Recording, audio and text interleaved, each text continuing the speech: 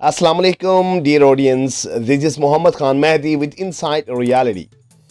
आज हमारी टॉपिक होगी जो वेनेजुएला का प्रेसिडेंट है निकोलस मडुरो। उसने एक बहुत अहम बयान दिया है मिडिल ईस्ट के हवाले से और अक्रॉस द ग्लोब। इस मैसेज को लेकर बड़ा एक हॉट डिबेट सी है कि वेनेजुएलियन प्रेसिडेंट निकोलस मडुरो की जानिब से जो बयान आई है, सीरियन प्रेसिडेंट बशार असद को ट्रिब्यूट करते हुए उसने ये ऐलान किया है कि वो सीरियन विक्ट्री को मनाने के लिए आने वाले दिनों में ऑब्वियसली वो सीरिया का विज़िट कर रहे हैं, शाम जा रहे हैं। वहाँ पर वो अपने जो काउंटर पार्ट हैं बशार असद के साथ उनकी जो सेरेमनी होने जा रहे हैं। दहशतगर्दी के ख़िलाफ़ जो सीरियन वॉर थी 2011 से शुरू हुआ और एक बड़े लंबे बैटल के बाद सीरियन जो ग्रुप है फोर्सेस से, जो गवर्नमेंट फोर्सेस है और बशार असद का जो रिजीम है उसने उसको बड़े अच्छे अंदाज से काउंटर किया with the help of Iranian regime and the Russia. And इस हवाले से ये बड़ा इम्पोर्टेंट होगा कि अमेरिका के ऊपर और the rest of the world और जो रियलिस्टिक वर्ल्ड है उसके ऊपर इसका क्या असर पड़ेंगे, इस बारे में हम डिस्कस करेंगे। और साथ ही हम ये भी जिक्र करेंगे कि अमेरिका को और वेनेजुएला के दरमियान क्या प्रॉब्लम है, क्या उनके दरमियान कॉन्फ्लिक्ट रहा है और जो हॉस्टिलिटी चले आ रहा है इसका रीज़न क्या है और वेनेजुएला आखिर चाहते क्या हैं, क्योंकि वो इम्पेरियलिस्ट पावर के ख़िलाफ़ बोलते आ रहे हैं। It's gonna be very interesting, क्योंकि अमेरिका के को काफ़ी मुश्किलात का सामना ऑलरेडी है। मिडिल ईस्ट में वो ऑलरेडी एक तरह से फंस चुका है उस वॉर में। अगर सीरियन वॉर की बात कर लें, यमन वॉर की बात कर लें, इराक़ में देखें और अफ़गानिस्तान में देखें, वहाँ पर किस तरह से इवैक्यूएशन और डाउनफॉल का सामना करना पड़ा अमेरिका के लिए। यकीनन ये जो इम्पेरियल पावर है, जो हेजमोनिक पावर है अक्रॉस द वर्ल्ड और उनके जो सपोर्टर्स हैं, उनके जो डॉक्ट्रिन्स को फॉलो करने वाले हैं, it's shocking message for all of them to wake up from deadly sleep, and America is losing its ground and its imperialist doctrine and its power across the globe। तो आने वाले जो powers हैं, जो middle east में देखें, जो overall globally देखें, तो ये चीज़ें ट्रांसफॉर्म हो रहे हैं, चेंज हो रहे हैं। ताकत का जो यूनिलेटरलिज्म का जो सोच था अमेरिका का, वो बिल्कुल भी आप सस्टेन नहीं कर पा रहे हैं। रादर ये मल्टी एस्पेक्ट्स कि पावर्स निकल रहे हैं और जो चाइना, रशिया, ईरान, इनके जो ट्रायंगुलर जो फॉर्म है, जो अलायंस है मिडिल ईस्ट में, अमेरिका, इजराइल और दूसरे उनकी जो ब्लॉक्स हैं, उनकी नींदें हराम की हुई हैं। इसका हम डिस्कस करेंगे। इससे पहले हमारे ऑडियंस से गुजारिश है कि आप हमारी चैनल को सब्सक्राइब कर लें, बेल आइकन पर क्लिक कर लें, ताकि आप हमारी जो अपडेट से, जो करंट एनालिसिस थे, उससे आप बाखबर रहें। आपको मैं ले जाऊंगा अभी वेनेजुएलन प्रेसिडेंट ने क्या कहा, इसके हवाले से मैं आपको बताऊं। अहल बैत न्यूज़ एजेंसी ईरान का है, उस हवाले से मैं आपको कोट करता चलूं। SANA according to Syrian officials news SANA, Ahl Bayt news agency ने सना को कोट किया, जो सीरियन न्यूज़ एजेंसी है। वो बताते हैं कि Maduro Tuesday announced that he would pay visit to Syria soon to celebrate the Damascus people victory over terrorism। तो दमस्कस में लोगों ने जिस तरह से रेजिस्टेंस का सामना किया है, फाइट किया है, उसको वो जश्न करने के लिए, मनाने के लिए वो सीरिया जा रहे हैं। वहाँ पर एक सेरेमनी हो रही थी कैराकास में, उसकी जो कैपिटल सिटी है, वेनेजुएला की एक कैपिटल सिटी है। वेनेजुएला एक नॉर्थ, ये अमेरिकन नॉर्थ कोस्ट पर एक कंट्री है जो कि 23 स्टेट्स पर मुश्तमिल है। और उसको अमेरिका और वेनेजुएला के दरमियान जो प्रॉब्लम रहा है वो काफ़ी टेंस रहा है, खुसूसन specially in the recent decade. और जब से अमेरिका की वहाँ पर हेजमोनिक एटीट्यूड रहा है वेनेजुएला में, तो वेनेजुएला ने इस चीज़ को रद्द किया है। और मगर थोड़ा सा मैं आपको आगे जाने से पहले थोड़ा सा हिस्टोरिकल बैकग्राउंड इसकी बताता चलूँ। अमेरिका और वेनेजुएला के दरमियान जो पहले जो जब अच्छे रवाबित थे, तो वो trade, traditions economic ties, diplomatic relations, ये चीज़ें अच्छी चली आ रही थी और दोनों एक दूसरे के यहाँ इन्वेस्टमेंट कर रहे थे बहुत हद तक। और जो कम्बेट कर रहे थे, जो ड्रग्स हो गया और दूसरे किस्म की इलिसिट फाइनेंसिंग हो गया, ह्यूमन ट्रैफिकिंग हो गया, इसके लिए दोनों मिलकर काम कर रहे थे और चीज़ों को कर्व कर रहे थे। मगर with the passage of time जो वेनेजुएला और जो अमेरिका है उसके दरमियान रिलेशन थोड़ा सा बिटरनेस का शिकार हुए when when the Venezuelan president expelled the ambassador of America. जब अमेरिका के जो एम्बेसडर था और उनके जो माइनस टॉप 4 डिप्लोमेट्स था, उनको एक्यूज़ किया वेनेजुएला ने कि आप हमारे अंदरूनी पॉलिटिक्स में, सॉवरेनिटी में आप मुदाखलत कर रहे हैं और हमारे वायलेंट ग्रुप्स हैं उनको रिबेलियन एक्ट्स पे उकसा रहे हैं। इस वजह से उन्होंने उनको वहाँ से फारिग किया।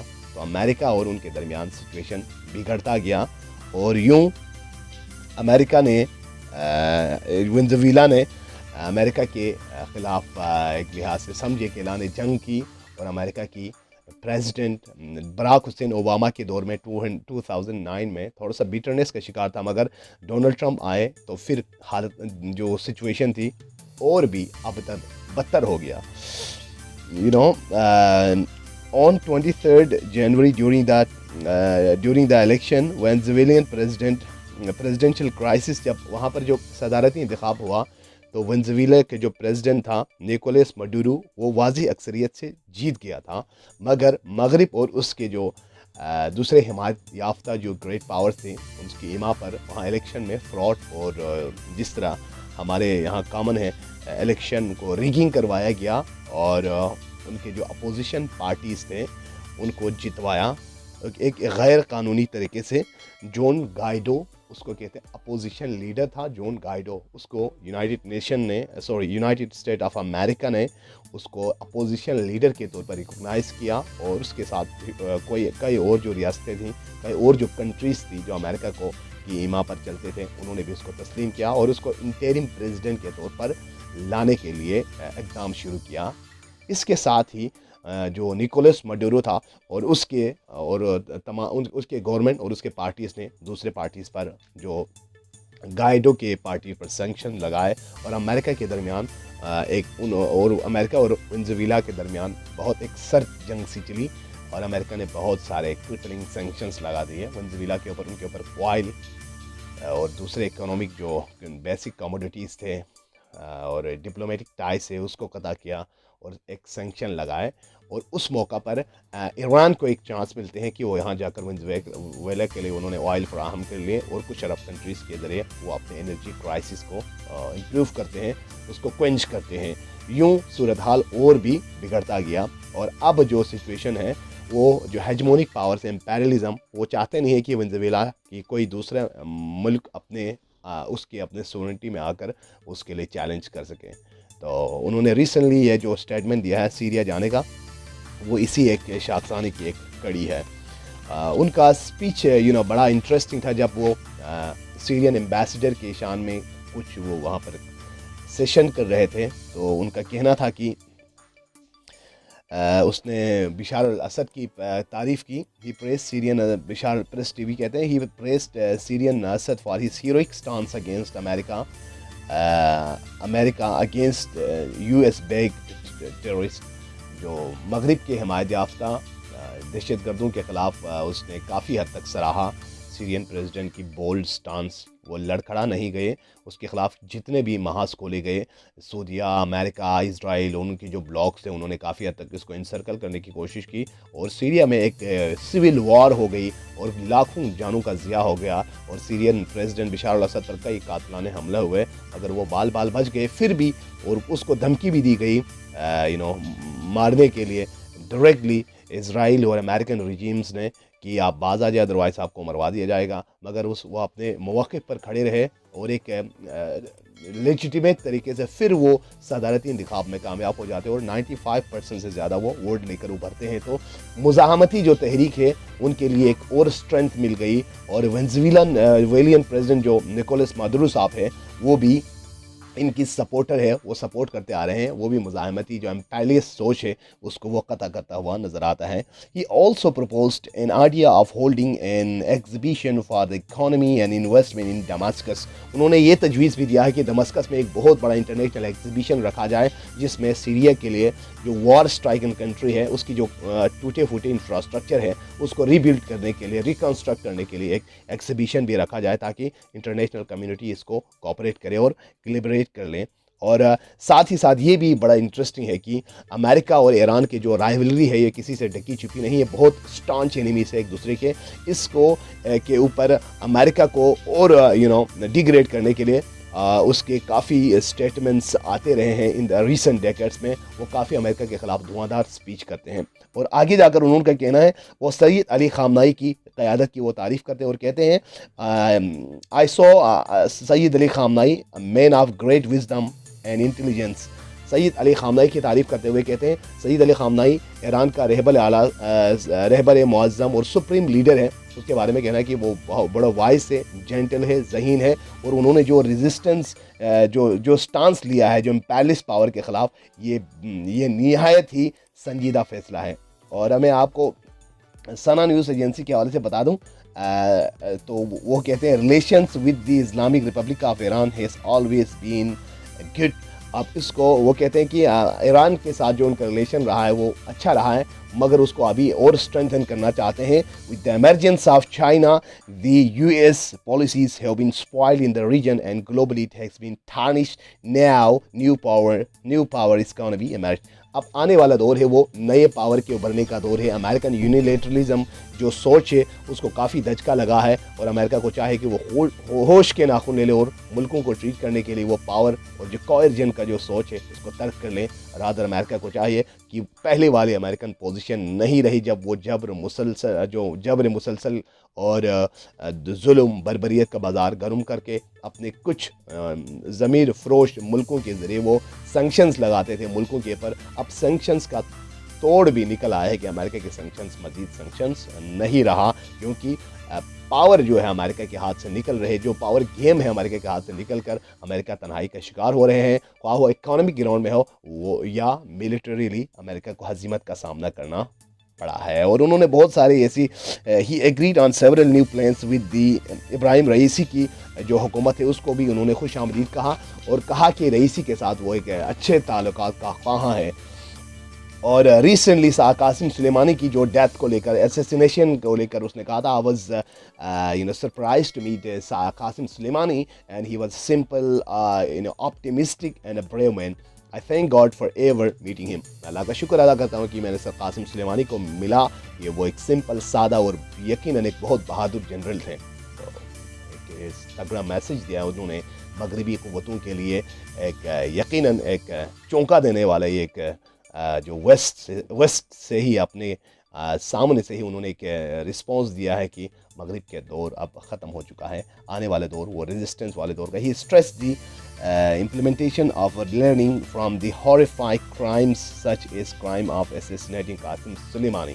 वो कहते हैं कासिम सुलेमानी की मौत से अमेरिका सबक सीख लें क्योंकि मुज़ाहमती तहरीक और भी एक वाइब्रेंट सिचुएशन इख्तियार कर चुका है। और अमेरिकन आयरनिक स्टांस के ख़िलाफ़ उसने बताया कि अमेरिका ने इंटरनेशनल जो बाउंड्री से उनके खिलाफ वर्जी करके सीरिया, इराक, यमन, इन तमाम में अमेरिका डायरेक्टली इन्वॉल्व है in the murder of humanity.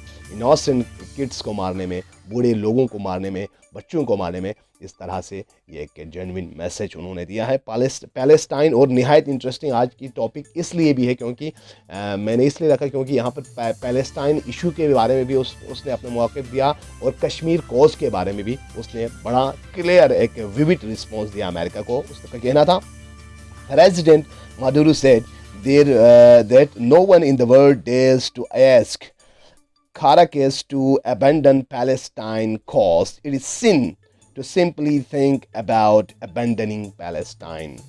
उसका कहना था कि जो पैलेस्टीन कॉज है इसको हम फर्मली इसको बिलीव करते हैं और सपोर्ट करते हैं। दुनिया में कोई ऐसी कुव्वत नहीं जो हमें इस चीज़ का पैलेस्टाइन कॉज पे कंप्रोमाइज़ करने के लिए कहें। ये अरब ममालिक के लिए चाहिए, ये एक उनके लिए शर्म से सर झुकना चाहे कि अरब ममालिक जो पीठ दिखा रहे हैं, जो बेक कर रहे हैं पैलेस्टाइन कॉज को और ज़मीर फरोशी पे उतरवा रहे हैं मुसलमानों को, ये एक वेस्टर्न पावर की जानिब से, जॉन मॉडरू की जानिब से ये एक मैसेज आता है कि हम पैलेस्टाइन कॉज को आगे दबने नहीं देंगे। हमें I really appreciate John Modru on his bold stance, और he confirmed condemning Israel occupation and Saudi Israel alliance as well. तो वो उनका ये कहना है कि आप इम्पेलिस्ट सोच का, इम्पेलिज़म का निज़ाम और जो कलोनियलिज़म का निज़ाम ख़त्म हो चुका है, दुनिया को अब एक नए पीसफुल वर्ल्ड की तलाश में होना चाहिए, जहाँ पर रेजिस्टेंस है, जहाँ पर जो फोर्स है, जो मिलिशिया से जो इन कलोनियलिज़म के ख़िलाफ़ लड़ रहे हैं, उनको सपोर्ट करनी चाहिए। तो इसके यकीनन आने वाले मिडिल ईस्ट के फ़ज़ा पर भी काफ़ी इम्पैक्ट पड़ेगा उसकी विज़िट से, और ईरान और अमेरिका और उसके अमेरिका के जो वियना टॉक्स है उस पर भी ये डायरेक्टली इन्फ्लुएंस हो सकते हैं। इसके अलावा आने वाला दौर है वो अमेरिका के हाथ से जो पावर है, जो इकोनॉमी का जो गेम है, जो ट्रेड वार है और जो मिलिट्री स्किर्मिशेस है, वो अमेरिका के हाथ से निकलता हुआ जा रहा है। And the Afghan war is clearing example of American downfall in the region. Obviously Muslim जो फ्रंट है एक उनको आगे आना चाहिए इस हवाले से कि इससे पहले कि आप मज़ीद सकाफती और फौजी यलगार का शिकार हो, अपने सफ़ों में इत्तेहाद पैदा करें। This was something from my side. Thank you for watching my channel. जाने से पहले काइंडली आप हमारे चैनल को सब्सक्राइब कर लें, बेल आइकन पर क्लिक कर लें। Thank you for watching my channel. Take care, हाफिज़।